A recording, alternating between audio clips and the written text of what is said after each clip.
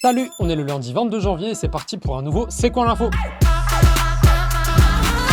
Voici à quoi va ressembler l'uniforme à l'école. La tenue sera mixte, il n'y aura pas de choix entre la jupe et le pantalon. Les chaussures et la tenue de sport ne sont pas incluses dans l'expérimentation. Ça va ressembler à quoi? En maternelle, ça sera une blouse. En primaire, au collège et au lycée, un polo blanc ou gris, un pull bleu marine et un pantalon gris. L'uniforme reste donc simple, pas trop strict si on compare avec d'autres uniformes dans d'autres pays. Ça concerne qui cet uniforme? Une centaine d'établissements volontaires. Emmanuel Macron l'a annoncé, une centaine d'établissements sont OK pour participer à l'expérimentation. Et pour le moment, environ 25 000 élèves sont concernés. Des collectivités, ceux qui gèrent les collèges et lycées notamment, ont également dit qu'elles voulaient tester l'uniforme dans leurs établissements. C'est notamment le cas de Nice, Metz, Perpignan et la région Auvergne-Rhône-Alpes. Là-bas, ils ont même déjà commencé à tester l'uniforme, comme on le voit là sur les images. L'expérimentation globale en France commencera en septembre pour un test de 2 ans. Combien ça coûte et qui paye? Les parents n'auront rien à payer, l'ensemble coûte 200 € et ce sera financé par l'État et les collectivités.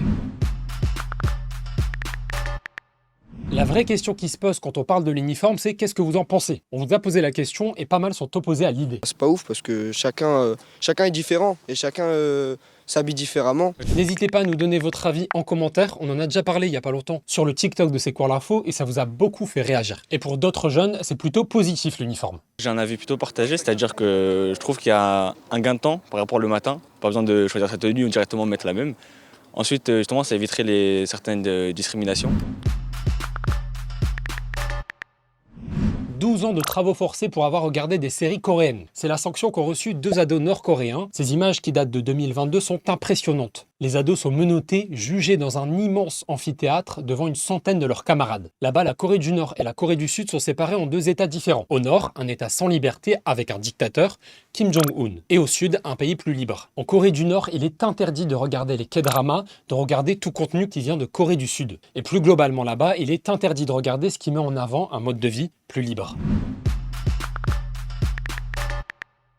J'ai entendu des cris de singe. Ça ne peut pas durer comme ça. Est-ce qu'il faut faire perdre les clubs dont les supporters sont racistes? Ça s'est passé ce week-end en Italie. Le match de Serie A oppose l'AC Milan à Udinese samedi soir. Mike Maignan, gardien de l'AC Milan, signale à l'arbitre que des supporters d'Udinese lui adressent des cris de singe et des insultes racistes. Un message est alors diffusé dans les haut-parleurs pour que ça s'arrête. Mais les insultes racistes continuent. Face à ça, le joueur et son équipe quittent la pelouse. Mike Maignan, aussi international français, a reçu le soutien de ses coéquipiers. Tu es très loin d'être seul, Mike Maignan. On est tous avec toi, toujours les mêmes problèmes et toujours aucune solution. Trop, c'est trop. On est ensemble, Mike, non au racisme. Quand on voit la répétition dans ce genre de stade, là on se dit non, c'est plus possible.